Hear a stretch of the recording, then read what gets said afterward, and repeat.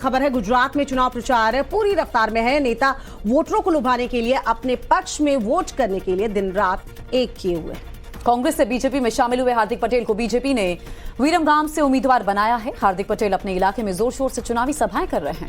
वो काफी बिजी है और इन्हीं व्यस्त कार्यक्रमों में उन्होंने टाइम्स नाउ नवभारत संवाददाता से एक्सक्लूसिव बातचीत की। हार्दिक ने राहुल गांधी को विजनलेस बताया। आखिर क्यों, पूरी बातचीत में सुनिए। तो बीरमगाम में लगातार हार्दिक पटेल जो हैं अलग अलग गांव में जा रहे हैं। लगातार देखिए इस वक्त रात के 10 बज रहा है, लेकिन लगातार वो प्रचार कर रहे हैं। सबसे पहले जो तमाम आपने वादे किए हैं लोगों से, कैसे पूरे करेंगे? क्योंकि इस पूरे इलाके में, चूंकि आप यहीं के रहने वाले हैं, क्या अहम मुद्दा है इस पूरे इलाके का जो इन लोगों की जरूरतों को पूरा करने के लिए आप करेंगे? सबसे पहले देश के प्रधानमंत्री नरेंद्र भाई मोदी ने एमपी बॉर्डर से कैनाल का पानी कच्छ तक पहुंचाया है। यूक्रेन में जब युद्ध चल रहा था तो वहां से अपने बच्चे को यहाँ वापस लाए हैं।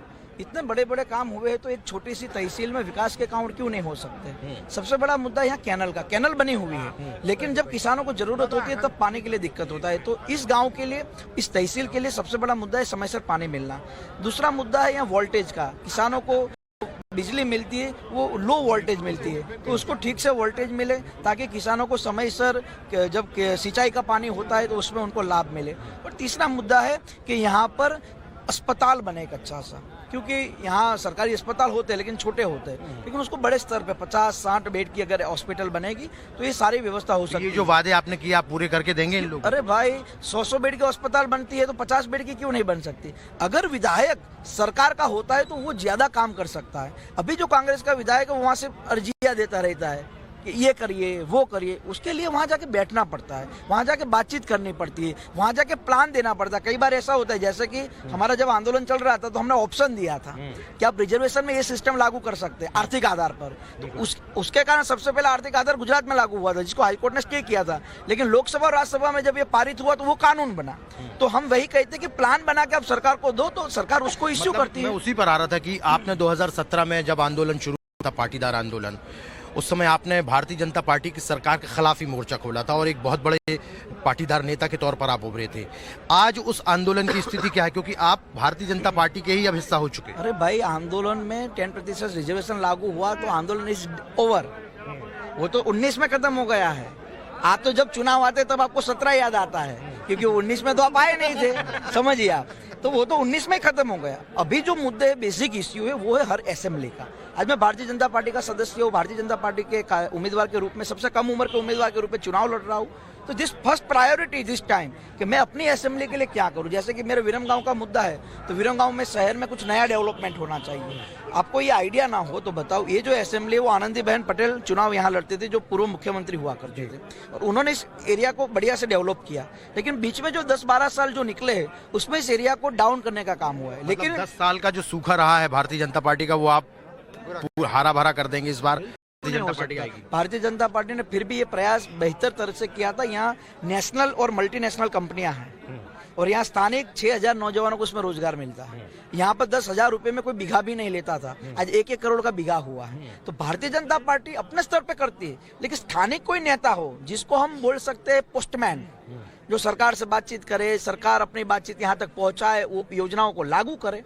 आयुष्मान कार्ड क्या है? किसी ने लेटर नहीं लिखा था पीएम को कि हमको सारवार में खर्चे हो रहा है। आयुष्मान कार्ड लागू हुआ, 5 लाख तक का फ्री ऑपरेशन होता है, इलाज होता है। और ये जायडस अस्पताल है यहाँ, आप कल जाइएगा, सीतापुर के पास है, और उनको जाके पूछिएगा कि मांडल तहसील के कितने लोगों ने आयुष्मान कार्ड में फ्री इलाज किया, तो आंकड़ा निकलेगा 1980। क्या यही कारण है कि आपने कांग्रेस पार्टी छोड़ के 6 महीने पहले भारतीय जनता पार्टी ज्वाइन की, क्योंकि जिस तरीके की भारतीय जनता पार्टी की नीतियां रही हैं उससे आप प्रभावित रहे? सबसे बड़ा मुद्दा यह है कि कांग्रेस के नेता और कांग्रेस पार्टी लगभग सनातन विरोधी पार्टी के रूप में उभर गई है। राम मंदिर का फैसला लिया गया तो कांग्रेस को उसका स्वीकार करना चाहिए था, क्यों उसका विरोध किया?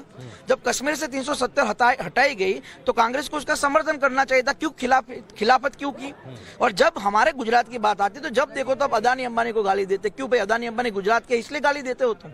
नरेंद्र मोदी और अमित शाह को क्यों लगातार गाली देते हो? क्योंकि वो गुजराती है। सरदार पटेल को क्यों गाली दी? क्योंकि वो गुजराती थे। मोरारजी देसाई को क्यों गाली दी? क्योंकि वो गुजराती थे। 3 दिन पहले राहुल गांधी ने नांदेड़ में, महाराष्ट्र में बोला कि 2 बड़ी बड़ी कंपनियां नरेंद्र मोदी गुजरात ले गए। तो क्या दिक्कत है भाई? गुजरात में कंपनियां आती है तो उड़ीसा, बिहार और यूपी के कई सारे नौजवान यहाँ आकर रोजगार प्राप्त करते हैं। इवन गुजरात के लोगों को भी रोजगार मिलता है। नहीं, उन्होंने तो ये भी कहा कि सरदार पटेल की लेगेसी को हम आगे बढ़ाएंगे, नरेंद्र मोदी स्टेडियम नाम रख दिया है, हम उसको बदल देंगे यदि हमारी सरकार आएगी, क्योंकि सरदार पटेल को सम्मान नहीं दिया भारतीय जनता राहुल पार्टी। गांधी जी के पास विजन नहीं है ना, इसलिए तो प्रॉब्लम है। ये विजन होता तो गुजरात में चुनाव है और साउथ में भारत जोड़ो यात्रा नहीं करते। यहाँ पे भी आने वाली है क्या गुजरात में? मुझे अब उनका ध्यान मैं कहाँ रखूं? नहीं, मतलब आना चाहिए कि नहीं आना चाहिए? देखिए, दो चीजें, चुनाव खत्म होने के बाद आते हैं तो मुझे क्या दिक्कत है। कल एक जोक्स भी चल रहा था कि राहुल गांधी जी को मालूम ही नहीं गुजरात में चुनाव चल रहा है। एक अंतिम सवाल जानना चाहता हूँ, क्योंकि आपके उससे जुड़ा हुआ है कि जब मोरबी में जब हादसा हुआ तो तमाम लोग आए, यहाँ पर आम आदमी पार्टी भी है, वो भी राजनीति करने के लिए आई।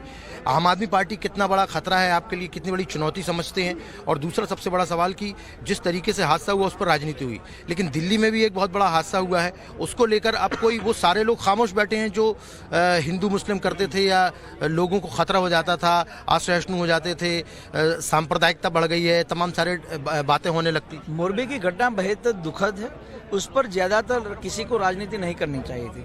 आम आदमी पार्टी ने उसका फायदा लेने का प्रयास किया, लेकिन गुजरात ने लोगों को उसको भी नकारा है। मोरबी की जो घटना हुई उसमें जो दोषी है उन पर सख्त कार्यवाही होनी चाहिए। आज शायद स्वीकार भी कर लिया वहाँ की नगर पालिका हो गई है और उस पर जितने भी दोषी है उसको जो सख्त कार्यवाही होगी वो तो होगी।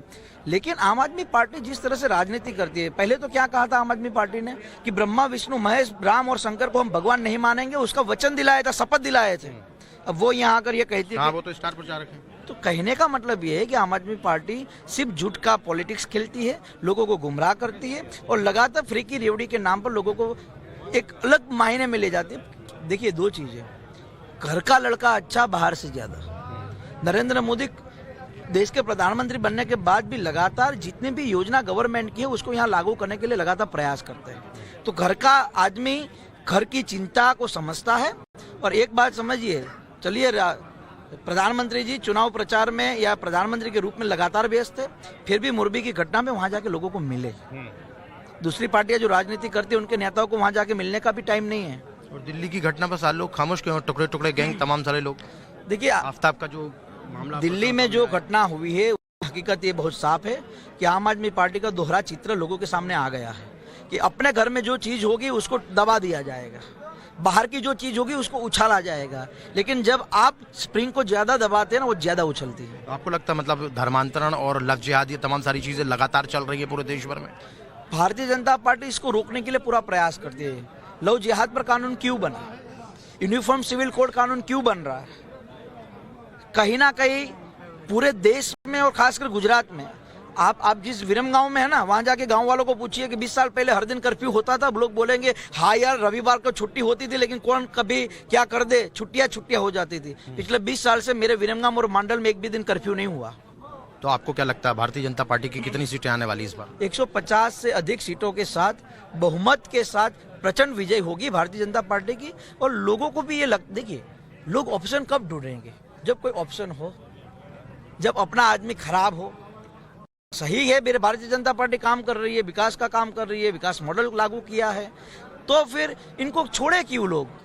और जो भरोसा 27 साल से, वो भरोसा और बढ़ा है। मतलब एंटी इनकम्बेंसी नहीं, आपको लगता है एंटी इनकम्बेंसी नहीं? पति और पत्नी 50 साल साथ रहते हैं तो क्या एंटी इनकम्बेंसी आ जाती है? तो मतलब यहाँ पर भारतीय जनता पार्टी और जनता के बीच का जो रिश्ता प्यार और मजबूत है। बहुत बहुत धन्यवाद।